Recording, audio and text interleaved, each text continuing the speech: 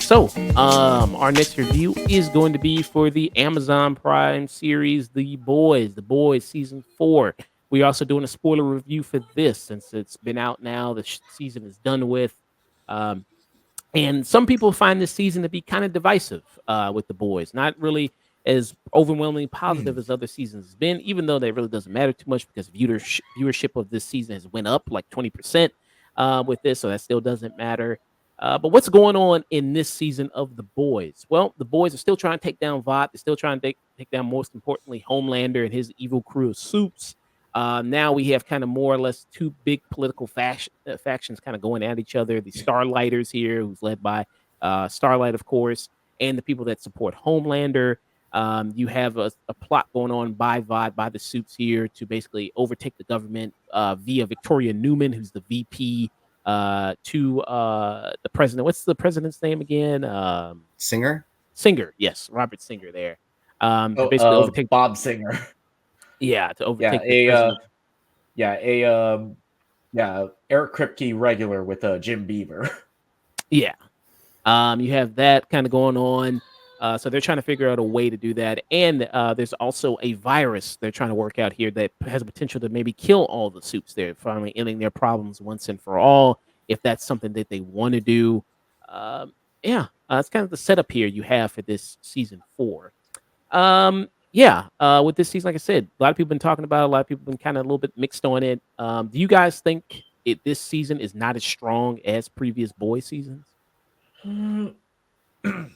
It's kind of hard to say. I think where this season of the show, where it really shines with the performances by the actors, but I think as far as like an overall season of television, I feel like this is the most unfocused of the previous seasons of The Boys, because it kind of feels like it's spinning its wheels a little bit in some respects to set up the, now announce that the 5th season is going to be the final season of The Boys. Because you spend so long before they get into the real plot of the season with them trying to get the virus to wipe out all soups, or at the very least kill Newman and Homelander. Yeah. What about for you, Chris? Yeah, I think kind of like The Bear, season 2, like the last season was really strong. Going into the next season, we kind of wanted more of that momentum, and I understand if what I was seeing a lot of for the criticism, season 4 is too heavy-handed with the commentary. It's too on the nose, too hammer on the nail with the satire. They're not even trying to be subtle about it. They're just reflecting our world. And I'm like, well, No, they kind of always doing that. That's the show, right? That's since season 1. They've been mocking it's satire. And I understand if it is, maybe season 4 is a little heavy-handed on the nose, but it's necessary because a lot of bigots and Proud Boys and all those crazy people out there who are just dangerous, they saw this season and they got upset at how they were being represented. Homelander's the bad guy? I thought he was the hero. I thought he was Superman. No, are you not watching since season 1? He's insane. He's fucking crazy. How can he be the bad guy? He's literally wearing the American flag. Blonde hair, blue eyed. How is he the bad guy? He's straight cis white man. Like how he's the hero. So I understand that, but that's for me. That's the power of satire. So these people can see themselves. Maybe it's not likely, but maybe they'll learn from. Maybe there's something to gain from seeing yourself being represented honestly, even if it's not in a positive light. So I think in that regard, season 4 was successful, and I'm happy it was in that way. I'm happy those people saw themselves as the bad guys because their ideology is harmful, and it's only going to tear this country apart in The Boys and in real life. So I personally enjoyed season 4. I think season 3 is my favorite still, with Soldier Boy and Hero Gasm and all that crazy stuff in season 3. Yeah, as Chris mentioned here, a lot of people don't talk about the politics in it. Is it too, heavy-handed? Are they just people say they're just taking Twitter and Reddit comments and then putting it into the show? Well, Um, you also kind of got to think about where the company Vought is at this point in the show, because Homelander's like fired everybody competent and surrounded himself with sycophants. So all of the stuff that we are seeing with Vought, that kind of really speaks to him. It was like, just say my point of view explicitly. I mean, right. as much as it's kind of cringe, the like puppet show that you see in episode 7, it's like, why are you so sad, A-Train? Antifa. Yeah. Oh, that had Uh, me dying, and the song is actually kind of a banger. so I mean, yeah. So you do have a lot of that. I mean, here I think it maybe seems a little bit more political because you're dealing with actual two political parties here. You actually are, kind of leftist and maybe more, right wing, far right wing here, with the Starlighters, and then more with the Homelanders, which is just basically MAGA people. So I think maybe that's also why it seems like that. But if the comic, it kind of has to go that way because in the comic it's all about the government takeover there, and the soup's kind of doing that. And the person assistant, we have some new characters here with it, where you have Sister Sage, who kind of comes in here, who's the smartest person in the entire world. Here, that's her superpower, and it's a very weird thing that she kind of allows her to have that superpower that we see. As much of the boys is, there's always a dark turn with a lot of the superpowers. What did you think about Sister Sage there, Chris? I really liked her, of She, course. I loved Susan Hayward. Yeah, I loved Susan Hayward's performance because she feels like a character that, is genuinely the smartest person in the world, but so much of her motivation is that she is cursed with that intelligence. But, because she's a black woman, uh, everybody kind of overlooks her and undermines her. Even in episode 6, she kind of has a moment with Victoria Newman. It was like, yeah, I like did my research, I presented a cure to cancer, and the doctors all just laughed at me. So yeah, fuck all humans. Yeah. What about you there, Chris? Um, uh, yeah. When she's introduced and like as a soup, and that's her power is her intellect. It kind of reminded me of Domino from Deadpool 2. Her power is luck, and like how does that work in a story? Um, and it's so interesting to think that this black woman, her brain is like a super brain, and every now and then, what I found interesting about her character and like really intriguing, every so often she kind of turns off her brain. She gives herself a lobotomy to help herself. It's like smoking weed for her. It's like she needs to chill, she needs to relax, she needs to turn off her brain for a little bit. So it's either in the eye or like a gunshot, but I need to scrape my brain for a little bit Yeah, it's like literally like, because it's like a constant supercomputer. and yeah, and seeing the layers of how that's used, especially for humor, because she like hooks up with the Deep during this season, and she like has to lobotomize herself in order to tolerate him, which leads to one of the funniest laughs in episode 7 because she's also fucking the new Black Noir. It's like, wait, what do you mean lobotomizing herself, bro? Uh, so the stuff with Sister Say, I like the actress a lot. I think she's good. And her power being the super intelligence there, but it seemed like, because in this you realize she's Yeah, we 5 steps see. ahead of everyone else. Yeah, we see. Yeah, we see super intelligence used more for, especially in, comics and superhero media. We see it used more for like political means, like business means, and I like that we're seeing it more for using actual social psychology and seeing the different layers that kind of intelligence takes, especially with the, how she's, pitting the Starlighters and the Home Teamers against each other, even including uh convincing Homelander to add a Firecracker, who's played by Valerie Curry, to the 7, because her powers, they are, not impressive at all. She's basically like lower level of Jubilee from X-Men, but she's Um, basically like this show's version of Alex Jones crossed with Marjorie Taylor Greene. yeah.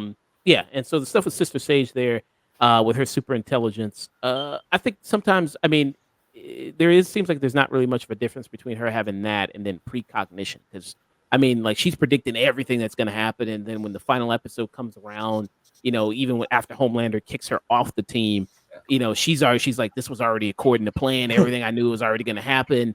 I mean, did you think that was just a little too much there? That if I just feel like they didn't show her super intelligence in a way that really articulated it very well on screen, as opposed to just if you just said she had No, maybe precognition. it worked for me as far as showcasing her super intelligence, because even from jump, from their first interactions, she knows exactly the type of person that Homelander is. Yeah, she knows that.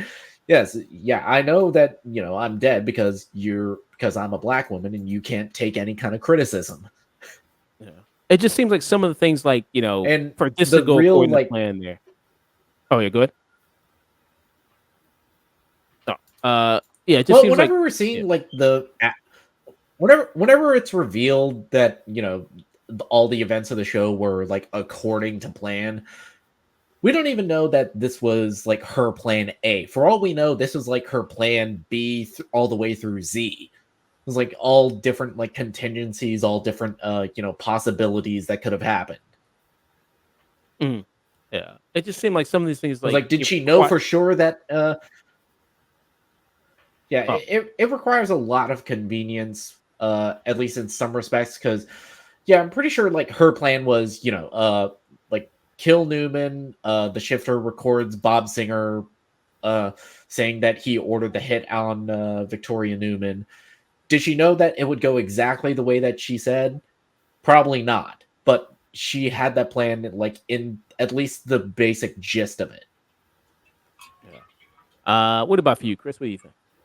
I kind of agree with you, Josh. The finale when she returns, it kind of felt like David Ayer's Suicide Squad when Amanda Waller just finds a way from being captured and like just walks back to the group after the battle's done. Like, wait, where'd you come from? Like, I wish, to your point, I wish they showed where she was when she was kicked out. Maybe that would have helped, make her return make more sense. Like, I understand she, could foresee this, because she's so smart and she could read people, she can read scenarios. But I do wish there was something a bit more to hint towards her knowledge and being in control.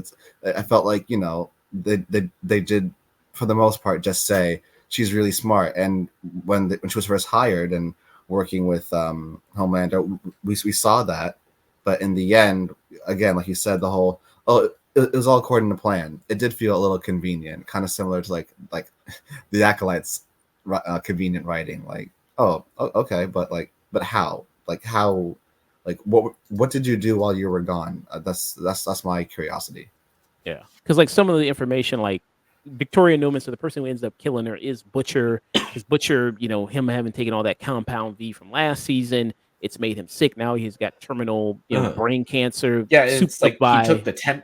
Yeah, he took the 10th V, which gave him cancer, and it's revealed that he took real Compound V, and all that like mixed into his cancer, and gave him super tumors, or as Jeffrey Dean Morgan calls it, super cancer. Yeah. Yeah. So I mean, so that stuff like that, I just felt like, that would require you to know what he was going through and know that he had this ability and know that the ability was strong enough to kill Victoria Newman, who she's even more powerful than she was. Well, in Sage's mind, I think it was either going to be, she was probably banking on the virus being the thing that killed her. The virus right there. But, different possibilities, but, it all worked out in the end for her. Okay. And then you also mentioned the new soup that we have here. Part of it is Firecracker, played by Valerie Curry, who's also very good. She's the new addition here. Like you said, like Nick said, very much the Marjorie Taylor Greene there. Eric Kripke even said so, very much of a stand-in for that type of figure there. What'd you think about her character and her addition and what she kind of brought to the show there? Chris, what about you? I liked her a lot, especially... Go ahead, Nick. Chris, go ahead. Oh, Um, Yeah, I liked her. I think it's funny that the boys keeps doing this. Like in season 2, they casted a Jewish woman to play a Nazi, and now they played a lesbian to play this Fox and Friends uh, Christian, Gossip America, apple pie baseball woman, um, to play this character. And the history she has with Starlight and the pageantry, her mild competition with Sage, with trying to be Homelander's right hand. She was interesting, especially when she came for um, Starlight's medical records, and then they kind of flipped the script on her and outed her as a child predator because she had sex with a minor years ago. Trying to strike a chord that is probably a minor. And like the way in our real world people do crazy things that should get them canceled, but they find a way to turn it and be like, oh, I know I made some mistakes, but I found God.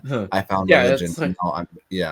It's like, I'm sorry, but Mark Wahlberg, he had a history of attacking minorities, and then he became a Catholic, and now it's stuff like that's being reflected really well. And where we are right now in The Boys, I really like Firecracker's placement. I am curious to see where she goes next, because by the end of this season, she's coughing. I think forcing herself to lactate, whatever she's taking to be Homelander's new mommy, it's having an effect on her. I'm not sure why she's coughing, but it's clearly connected to what she's doing to her body. Yeah, it's like, the medicine, it's like it supposedly it enlarges the heart a little bit, and it like forces lactation, and yeah, that's not good for you.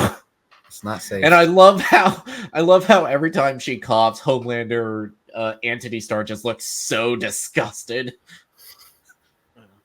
Really great stuff with Anthony Starr. Again, still really is one of the great thing about this show. Anthony Starr there as Homelander.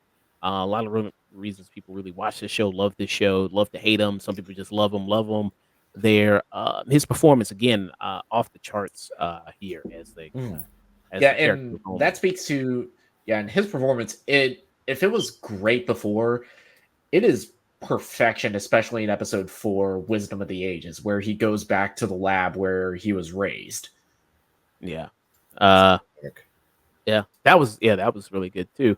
Yeah. So with this, I think where it kind of loses me this season, and why I don't think it is as strong as other seasons, is because I feel like the show, it didn't rely on shock value, but I think that was kind of some of the big thing about the show is like, oh, can you believe this happened on the episode of The Boys? And then this is like when they do the episode where they have to infiltrate the party with all the politicians and they're hosting the event. It's like, I already knew it was going to be some freaky shit. I already knew that when Huey was going to go down there, it's going to be a sex dungeon. especially because it's a Tech Knight who, is was introduced in the show, and at least in Gen V, he was like this kind of Sherlock Holmes-esque detective character, and in this show, he's basically Diddy.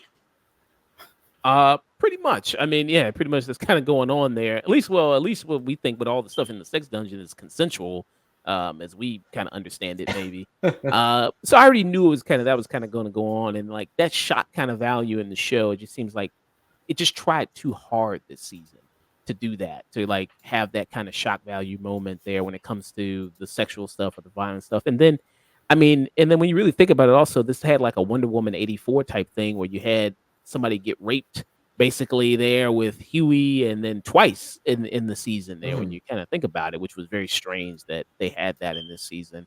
What you all think about that, El? Yeah, that's something that I'm not crazy about. Yeah.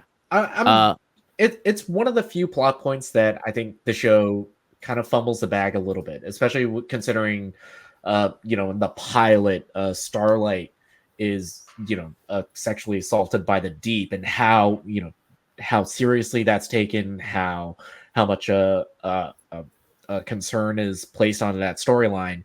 Meanwhile, it's, I think, kind of played for laughs, at least according to Eric Kripke with Huey this season.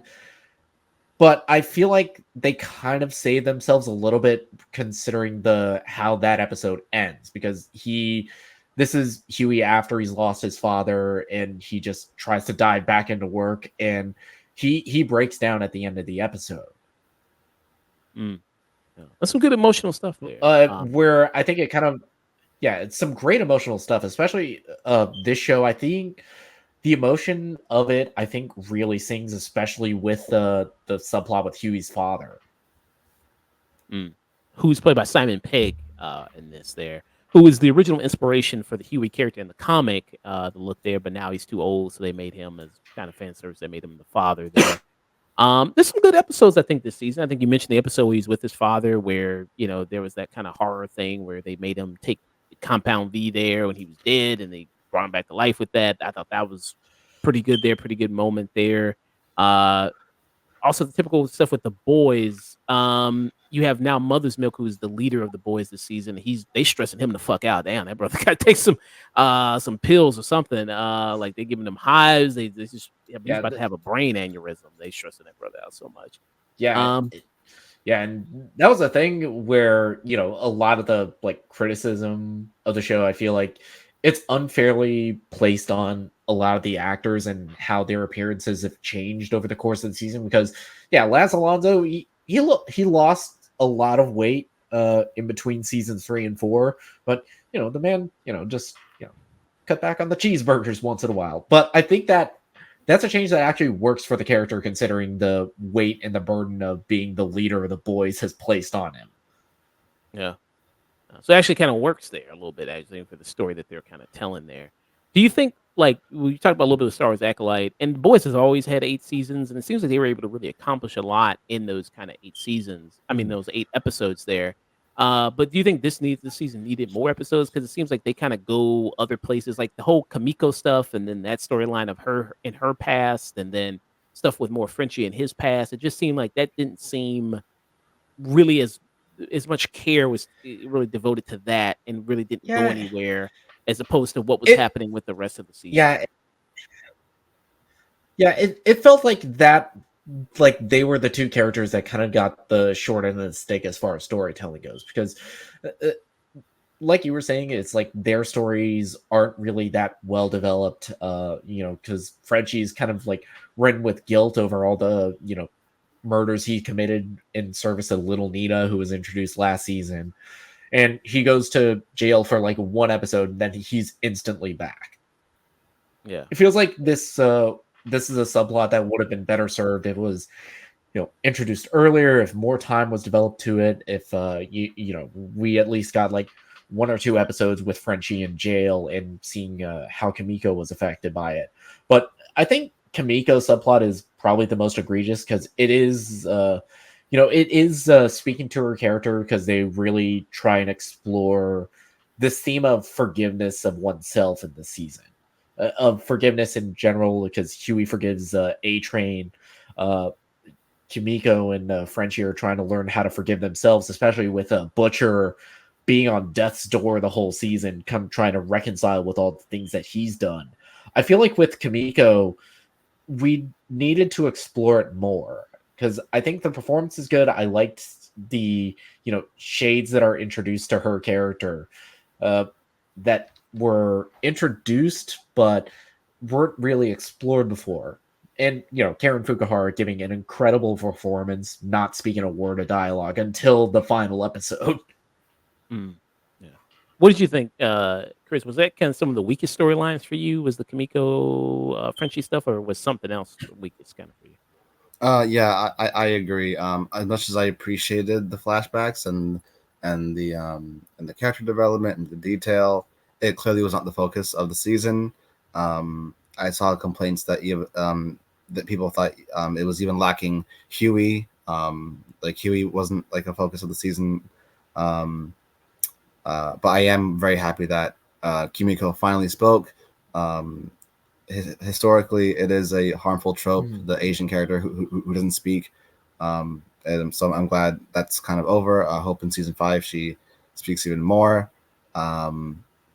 Yeah, Frenchie too. It was there, but it clearly was not the focus. So, and if I can, real quick, go back to Huey and the sexual assault. That's my biggest issue with the season for me personally. It goes back to Revenge of the Nerds when he tricks the cheerleader into sleeping by keeping the Vader helmet on. She thinks she's sleeping with her boyfriend, so that's rape. Yeah. That's rape. You don't have consent. She thinks she's giving her boyfriend consent, but you tricked her. So that's assault. So in season 4 of The Boys, when the shapeshifter and Huey fuck 20 times, Huey got sexually assaulted like 21 times. And in the yeah, dungeon with and Tech Knight, and then with the shapeshifter. yeah, there That's 20 yeah, times. there was yeah, yeah, there was a yeah, and something that I also think isn't really sitting well with audiences is Starlight's reaction to She got upset about it. Huey Yeah. sleeping with the shapeshifter. She got upset understandably, but a lot of those reactionaries don't take into account that like a couple minutes later in the episode, she says, "You are getting tested for every disease known to man." Yeah, Like, and that's it's like she and comes that's around, she understands. yeah, and that's warranted, but like, you know, she herself in season 1 was sexually assaulted, and for her to have no empathy, for her not to see it that way, like he thought it was you, he did not know it wasn't, like until like, you know, in that same scene he explains how eventually he figured it out. But yeah, I don't like the way the season handled Huey going through that. Like they kind of gloss over it.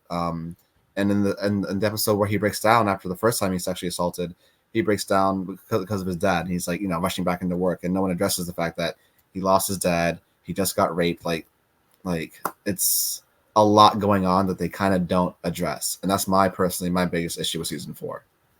Yeah. You mentioned Kamiko talking, so that's the big happen. One of the big things that happens in the finale, along with the fact that the boys lose. The boys lose this season. They don't accomplish the mission of getting rid of Homelander Yeah, and this Vought. is this is the Empire Strikes Back season. Yeah. You see that they failed. Sister Sage, her master plan worked there. All the pieces fell into place. Homelander basically gets installed as the dictator of the basically the world, or just at least the United States here, as we see. And the boys have to go on the run, not for long, because we see they get captured. I don't know how Butcher manages to escape there. All of the rest of them get captured, but he managed to escape. Maybe he killed the people that tried to Super capture him. cancer. You know, that kind of super cancer. I mean, I guess, but okay, he's the only one that makes it out, but all the other boys are the ones that. Well, actually, Annie also makes it. I forgot she flies away there. Yeah, and that was actually a very cool moment there. Great. She actually flies moment there. Yeah, because she's been having a little bit of a Spider-Man 2 kind of issue identity there. crisis. Yeah, she's having an identity crisis this whole season, because she's like trying to reconcile the way her mother raised her, which, you know, especially in this show and even in Gen V, they established that a lot of the parents of Soups really fucking suck. They are awful people.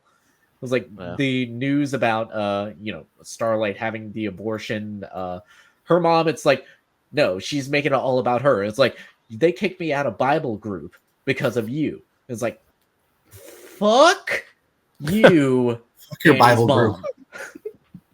Yeah. Fuck you. When it comes, I do think the final episode ends strong because it does set up the season 5 and, you know, leading into that, which I think was very nice. And seeing kind of what's going to happen there. Yeah, especially with you know, especially reintroducing, I think, one of the best characters the show's introduced with the, you know, Fab Five Freddy told me everybody's flies. With reintroducing Soldier Boy. Yeah. Which they already confirmed Jason Eccles, is going to be in season 5. They're starring in that as well. And I think they're also working on a prequel series too with him and the Stormfront character about the rise of Nazi soups, I guess, there. Vought Rising, which is a prequel set in the 50s about, you know, how Vought came to power, which I don't know how much legs that show's gonna have, considering we know how both of those characters end up. Yeah. W- But Chris, oh I was saying similar things about Gen V, and I love that show. yeah, I was gonna mention Chris. You're a big fan of Gen V. How'd you like the Gen V connections here that show up? Um, it was great. I wish maybe they hinted towards where the good kids were, because we get the bad kids who follow Homelander. I forget their names, but the guy is just like really strong and like really like durable. He's strong and he's hard, like his skin's hard to pierce. And then the girl, if she touches you, she can make you do whatever she wants you to do. Um, they were well utilized. The way they're plugged in. You definitely need to watch Gen V, or else you have no idea who they are or what they're doing there. Um, so I thought it was well utilized. I just wish with them we got a hint, just a glimpse of where the other kids are, um, the um, the good kids. Yeah, But I liked how they were plugged in, because I enjoyed Gen V. yeah. And so I think they said so. Gen V season 2 is going to happen, and that's going to lead into the Boys season 5. Yeah, And I imagine that because if you remember at the end of Gen V season 1, they got captured. A lot of the good yeah, kids got captured, so they're thinking like the boys who also got captured are going to meet them, hmm and then they're going to break out and they're going to form a resistance. work Annie is together. also going to form a resistance there with like A Train. He was like he had a good redemption arc this season. The There was best. that great moment where he saved Mother's Milk, and that kid looked at him like a real hero. Like that was his Best. feeling of actually being a real hero, which was really nice. It seemed like at the end we didn't really get to see. Did we see Ryan at the end there? Of like really, what is he sticking by Homelander's side? Is he just kind of off in the wind, or Right now, he's off in the wind. After killing the woman who was, I forget her name, but she was like the sponsor of the boys since season one. Mallory? Mallory, yeah. He finds out that they're using him the way they use his father, Homelander. He goes, "I'm not a weapon. Like I thought this was like a sincere meetup, like just us. But no, you want to train me to kill my own dad? Like what the hell? I'm 10. Like no." And she goes, "Ryan, please, like we love you." And I'm like, "Son, you're gonna die. Like this is so, you're gonna die. Like he's gonna push you. Yeah. All he has to do is push you really like with his strength, and he does exactly that, and she dies, and then he walks off. So we don't. Season 4 ends with Ryan. We don't know where he's going. It doesn't seem like he's on his father's side, because he storms off of the set. He doesn't want the song. He hates the song that he's singing. He called his dad to complain about it. His dad said, "Suck it up and do it." And then he says, "Cut it. My mom would not believe in this. She raised me better than this. Listen to your parents. Listen to your loved ones. They usually have your best interest at heart." And he leaves. And Homelander, his face, Yeah, his, yeah, twitching. Yeah, yeah, he's crazy. So yeah, so Gen V kids, Ryan. I wish we knew where they were, but that's hopefully we'll find out in season 5. yeah. So final thoughts, Chris. Rating. Do you think this season is weaker than other past boy seasons? It's definitely weaker than season 3. I think season 3 is incredible. Uh, um, uh, uh, Jansen Eccles as Soldier Boy, incredible, so funny, but like in just a strong way, if that makes sense. Like it's not Ryan Reynolds Deadpool funny, but he's just like a very macho man saying a lot of wild shit. Like, how about you gargle my ball sack? I'm like, whoa, like what? Whoa, take it easy. He's like, damn, this is a strong drink. Reminds me of Bill Cosby's drinks. I'm like, whoa, what's going on? So yeah, I enjoyed season 4, but to answer your question, I think season 3 was stronger. Um, we didn't talk about yet Jeffrey Dean Morgan. Mm. That is how you do a reveal. I That was yeah, incredible. I clocked it. Yeah, I clocked it pretty quick. That Oh, you did? know, I didn't know. Kessler is a hallucination. It's like I think I figured it out by like episode 3, but the reveal of man. it that was actually really well done. And it's like, because this is The Boys is one of those shows that is actually, in many regards, it's so much superior to its comics, to the comic. And I feel like Kessler, he's very much just the comic version of Butcher. Mm. Okay. what would be your rating there, Chris, for the boys? But yeah, sorry, just real quick. Okay. Um, for me, I didn't see it coming. So when he finally addressed Becca's spirit, and like bitch, shut the fuck up. I was like, whoa, you can see it. Oh, then what are you? And then that reveal was like, man, acolyte, take notes. That's how you do the reveal. That shocked me. I was like, that's fantastic. Um, so yeah, I just want to talk about that real quick because Jeffrey Dean Morgan is an actor with so much presence and gravitas. His facial expressions, his voice, he is just very commanding in all of his scenes. Overall thoughts. Yeah, I think he's such a good actor. Yeah, he's such a good actor. They gave Negan his own spin-off show. Yeah. yeah. For me, obviously, as a black man, as a young black man, A Train, I gravitate towards what he's going through, and I love his redemption arc. It's giving Prince Zuko. So yeah, that little light-skinned black child who saw a hero he knows and looks up to, but he finally saw him do something heroic, and that was the first time A Train didn't hate himself. Like, wow, I'm actually now a hero, even though my brother was like, your saves are fake, your career as a hero is fake, you are a test tube baby, all that stuff. A Train for me really stole the show this season. I hope it's not likely he survives season 5. Homelander will find him and probably put an end to it, sadly. Oh, he's Yeah, that boy's cooked. But before he goes out, he's gonna do some hopefully more heroic stuff. I like Sister Sage, even though she's on the dark side. I hope Kimiko talks more in season 5. Butcher's super cancer. I don't know what's happening with that. Annie finally flying, taking off like Henry Cavill style, like breaking the sound barrier with her speed. That was really cool. Overall, I think satire is important. I think this season did a good job at showing the bigots and just the monsters in this world, in this country, who they are. I'm glad people didn't like it for that reason. I think it's important that they see themselves in that way. But in the end, it's not my favorite season. Even though I enjoyed it, I liked season three more. But of course, I'm looking forward to season 5. And rest in peace to Newman, Claudia Dumet. She's so fine. She is so fine. I had to say it. I had to say it. Oh god, she like, is so she's stunning. she killed people. But have you considered that she's beautiful?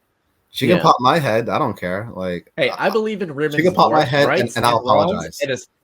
Hey, I believe in women's rights and I believe in women's rights and wrongs. And as far as I'm concerned, she did nothing wrong. There you go. Yeah. So you would give it kind of a lowish tune in?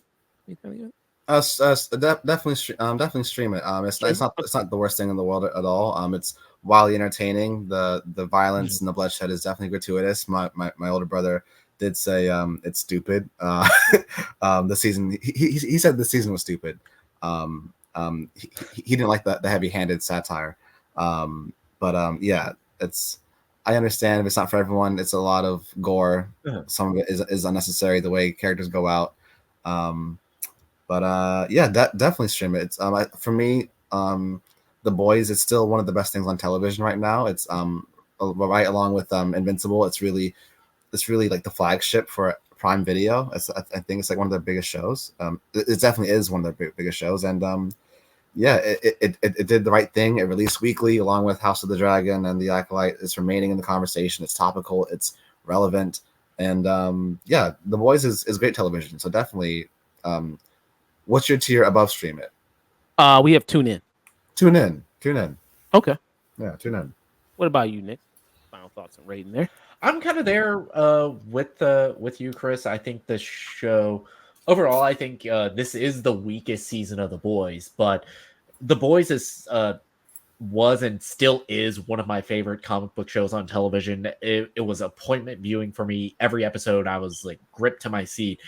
Even though I think the show is is kind of disserviced by the like rushed pacing, some of the writing decisions, how they play off Huey's essay in the show more for laughs. The fact that Kimiko and Frenchie kind of got a little bit sidelined in the show in the season, and that I really wish they explored more of the dynamic between Ryan and Butcher, and because the show, in even in Eric Kripke was saying that the show was kind of like as this season, excuse me, was like the battle for Ryan's soul, and I wish we got a little bit more of a solid resolution with that. Well, Especially leading into both Gen B season 2, which is coming out next year, and the boys' final season in 2026. yeah, maybe But Ryan will I make the still last love this episode. show. I think, yeah, with me, I think the show, when it is good, it is fucking great. Especially with the performance of Anthony Starr, with the redemption arc that we see for A Train, who was, when the show first came out, he was like one of the most despicable characters on the show, and I like the contrast between him and the Deep in this, because we have two characters that were at rock bottom in season 2, where they had to join Scientology in order to get back, and where A Train used that to try and redeem himself, become a better person. The Deep just doubled down on being a shitheel. Even like a hilarious vocal performance from Tilda Swinton as his octopus girlfriend. Yeah. Yeah, this season, there's still some things to like about it. I do think this is the weakest season of The Boys so far. That doesn't mean it's terrible. I mean, a weak season of The Boys is still better than a lot of other superhero TV out there right now. Um, 8 episodes. Maybe they needed a little bit longer to more flesh out. Like if you were going to do the Kimiko and Frenchie stuff, I feel like there's not enough time devoted to it, and just the conclusions to those feel like it doesn't really matter, to the overall story as much there. I get it gives some more development for Kamiko, especially because she's trying to go through therapy and learn to talk again and unpack her trauma there. But with the Frenchie stuff, it's like you say, he goes to jail, then he comes out again, and it's like okay, there's not really much consequence there with that.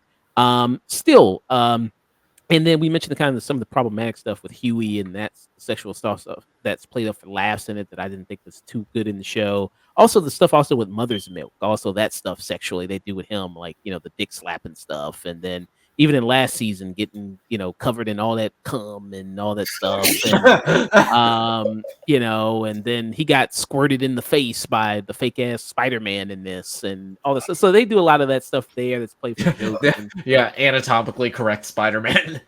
yeah, that was kind of like, Yeah, yeah, I didn't that's really, yeah, that I think that's like, to me, 6 is the weakest episode of the season because it just was going for that gross out humor, and I felt ill when I was watching it.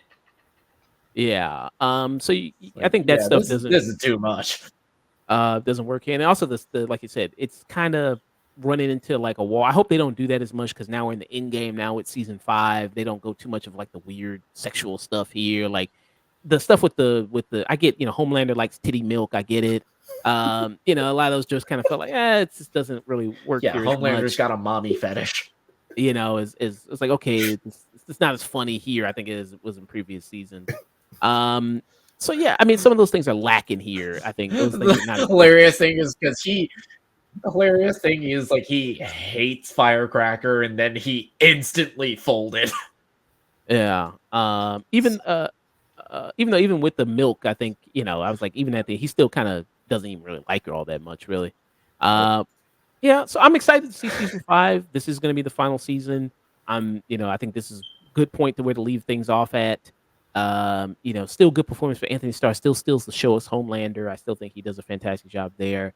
And then the boys, I just think the boys this season feel a little disconnected. Just and I'm not talking about the show. I'm talking about the characters themselves. The boys feel a little bit more disconnected than they did in previous seasons. There. Yeah. So for me, I would give it a tune in. I'd give it still like kind of a tune in around that territory there for the boys. Chris gave it a tune in. Nick, you also gave it a tune in as well.